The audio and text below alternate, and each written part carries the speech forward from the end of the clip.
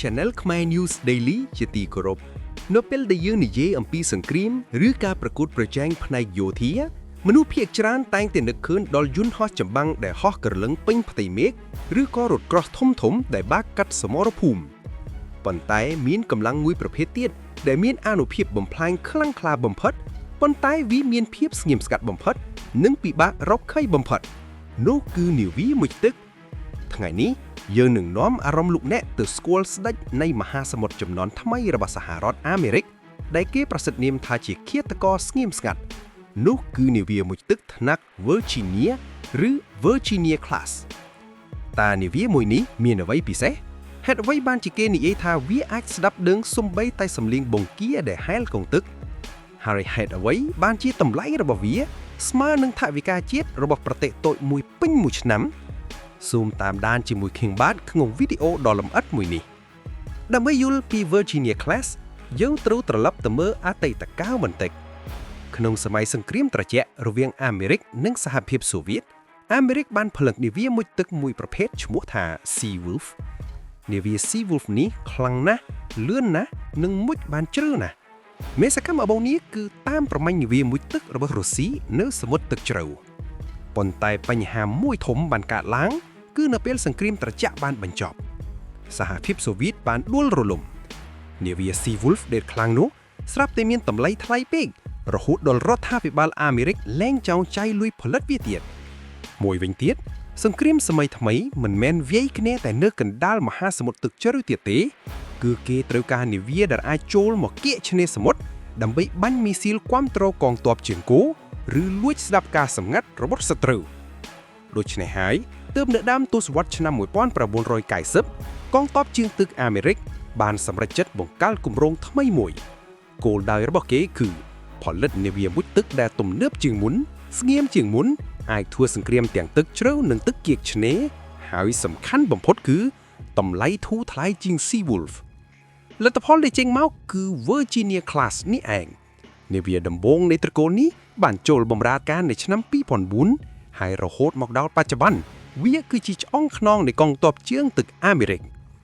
តោះឥឡូវយើងមកមើលពីចំណុចពិសេសដែលធ្វើឲ្យ Virginia Class ក្លាយជានាវាមុជទឹកដ៏ទំនើបបំផុតមួយក្នុងលោកចំណុចទី1លាហើយបំពង់យិតឆ្លោះមើលនៅក្នុងភាពយន្តលោកអ្នកប្រកាសជាធ្លាប់ឃើញមេបញ្ជាការនាវាចាប់កាន់បំពង់ដែកមួយហើយបង្វិលខ្លួនដើម្បីឆ្លោះមើលសត្រូវនៅលើផ្ទៃទឹកគេហៅវាថា periscope ប៉ុន្តែនៅលើ Virginia Class គឺគ្មានទៀតទេពួកគេបានបដូរមកប្រើប្រាស់ដងកាមេរ៉ា digital ជំនួសវិញវាមានកាមេរ៉ាដែលអាចមើលឃើញច្បាស់ទាំងពេលថ្ងៃនិងពេលយប់ព្រមទាំងមានប្រព័ន្ធចាប់យកកម្ដៅថែមទៀតផងភាពទំនើបនេះធ្វើឲ្យមេបញ្ជាការមិនចាំបាច់ឈរក្រោមដងកាមេរ៉ាទេគាត់អាចអង្គុយមើលនៅលើអេក្រង់ធំៗនៅក្នុងបន្ទប់បញ្ជាការដោយកំពុងលេងហ្គេមអញ្ចឹងចំណុចទី2ការបើកបរដោយប្រព័ន្ធកុំព្យូទ័រពីមុនការបើកបរនាវាគឺត្រូវការមនុស្សកាន់ចង្កូតធំៗហើយប្រើកម្លាំងបង្វិលប៉ុន្តែ Virginia Class ប្រើប្រាស់ប្រព័ន្ធដែលហៅថា fly by wire នេះមានន័យថាពួកគេប្រើប្រាស់ប្រព័ន្ធអេឡិចត្រូនិកដើម្បីបញ្ជាស្លាបកន្ទុយនាវាអ្នកបើកបរគ្រាន់តែប្រើដៃកាន់ឧបករណ៍បញ្ជាតូចមួយស្រដៀងដៃហ្គេមដើម្បីបញ្ជានាវាទម្ងន់រាប់ពាន់តោននេះប្រព័ន្ធនេះធ្វើឲ្យនាវាមានលំនឹងស្ងៀមល្អណាស់សូម្បីតែនៅក្នុងទឹកដែលហូរខ្លាំងអ្វីដែលជាអាវុធពិតប្រាកដរបស់នាវាមុជទឹកគឺមិនមែនគ្រាប់បើមទេតែគឺជាភាពស្ងៀមស្ងាត់បើសត្រូវរកយឺនមិនខឿងយឺនគឺជាញាក់ឈ្នះ Virginia Class បានបំពាក់ដោយម៉ាស៊ីនដារដោយថាមពលនុយក្លេអ៊ែរចំណុចពិសេសរបស់វាគឺវាមិនត្រូវការចាក់ប្រេងសោះពេញមួយជីវិតនាវានេះអាចដំណើរការបាន33ឆ្នាំដោយមិនចាំបាច់បញ្ចូលថាមពលថ្មីឡើយវាមានន័យថាវាអាចមុជក្នុងទឹកជាប់រហូតមិនបាច់ងើបមកដកដង្ហើមទេគឺងើបមកសម្រាប់យកម្ហូបអាហារឲ្យមនុស្សតែប៉ុណ្ណោះដើម្បីកុំឲ្យមានសម្លេងរំខានចេញទៅក្រៅក្រុមវិស្វករបានរចនាវាឲ្យប្រើប្រាស់ប្រព័ន្ធរុញច្រានដោយទឹកឬហៅថា Palm Jet ជំនួសដោយការប្រើស្លាបចាក់វិលវិលដូចកប៉ាល់ទូទៅការប្រើ Palm Jet នេះធ្វើឲ្យវាស្ងៀមខ្លាំងណាស់សូម្បីតែសម្លេងរបស់វានៅក្នុងទឹកគឺស្ងៀមជាងសម្លេងត្រីបាឡែនទៅទៀតលើសពីនេះតួរបស់នាវាក៏បានស្រោបដោយកៅជូមុនម៉ាកដែលមានសមត្ថភាពបំបត្តិសម្លេងរ៉ាដារបស់សត្រូវផងដែរឥឡូវយើងនិយាយអំពីរឿងអាវុធវិញម្ដង បើទោះបីជាវាស្ងៀមមែនប៉ុន្តែនៅពេលវាខឹងវាអាចប្រែទៅជាឃាតករដ៏សាហាវបំផុត Virginia Class អាចបំពាក់អាវុធបានពីរប្រភេទធំៗទី1គឺ Torpedo ឬគ្រាប់បាមក្នុងទឹកវាប្រើប្រាស់គ្រាប់ Mark 48គ្រាប់នេះឆ្លាតណាស់វាអាចហែលទៅរកគោលដៅដោយខ្លួនឯងហើយបើសិនជាវាបុកមិនត្រូវនៅយំទី1វាអាចបត់ក្បាលត្រឡប់មកបុកម្ដងទៀតគ្រាប់នេះមួយគ្រាប់អាចពន្លិចនាវាចម្បាំងធំៗបានយ៉ាងងាយស្រួលទី2គឺមីស៊ីល Tomahawk នេះគឺជាអាវុធយុទ្ធសាស្ត្រវាយប្រហារនៃគោកនាវាមិនចាំបាច់ចូលគៀកឆ្នេរសមុទ្រទេវាអាចនៅកណ្ដាលសមុទ្រហើយបាញ់មីស៊ីលនេះទៅចំគោលដៅនៅលើដីគោកដែលមានចម្ងាយរាប់ពាន់គីឡូម៉ែត្របានយ៉ាងត្រឹមត្រូវនៅក្នុងគំនើថ្មីៗដែលគេហៅថា Block 5នាវានេះត្រូវបានពង្រីកឲ្យវែងជាងមុនដើម្បីអាចផ្ទុកមីស៊ីលបានកាន់តែច្រើនរហូតដល់40គ្រាប់ថែមទៀតនេះធ្វើឲ្យវាคล้ายទៅជាឃ្លាំងអាវុធចល័តក្នុងទឹកដ៏គួរឲ្យខ្លាចមួយតើជីវិតមនុស្សនៅលើនាវាមួយទឹកទំនើបនេះមានភាពងាយស្រួលដែរឬទេជាធម្មតានាវានេះមានមនុស្សប្រហែល130នាក់រស់នៅដោយសារតែបច្ចេកវិទ្យាទំនើបពួកគេមិនចាំបាច់មានមនុស្សច្រើនដូចនាវាជំនាន់មុនទេប៉ុន្តែទោះបីជាយ៉ាងណា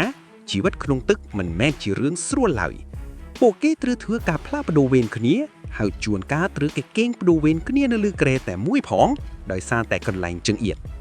ប៉ុន្តែអ្វីដែលពិសេសសម្រាប់ Virginia Class គឺវាត្រូវបានរចនាដោយគិតទៅដល់អនាគតវាជានាវាមួយទឹកដំបូងរបស់អាមេរិកដែលរៀបចំកន្លែងសម្រាប់ទទួលយកទាហានជើងទឹកជាស្ត្រី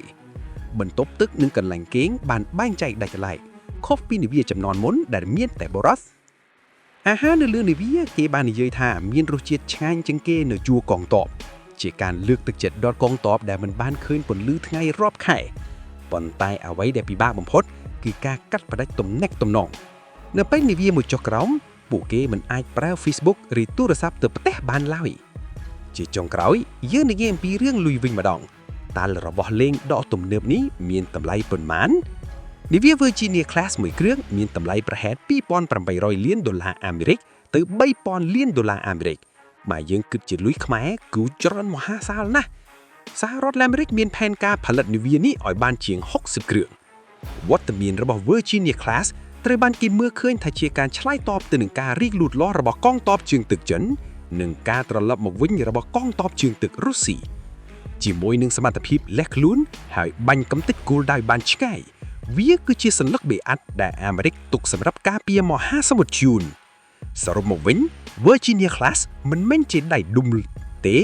វាគឺជាកម្ពុជាបច្ចេកវិទ្យាវិស្វកម្មដែលរួមបញ្ចូលគ្នាទៅដល់ថាមពលនុយក្លេអ៊ែរកុំព្យូទ័រនិងសមត្ថភាពមនុស្សដើម្បីបង្កើតបានជាកម្លាំងការពារជាតិដ៏រឹងមាំមួយនេះគឺជាសាច់រឿងនៃនាវាមួយទឹក Virginia Class តើលោកអ្នកយល់យ៉ាងណាដែរចំពោះបច្ចេកវិទ្យាមួយនេះតើលោកអ្នកគិតថាអនាគតនឹងមាននាវាណាខ្លាំងជាងនេះទេដែរឬទេសូមជួយបញ្ចេញមតិខាងក្រោម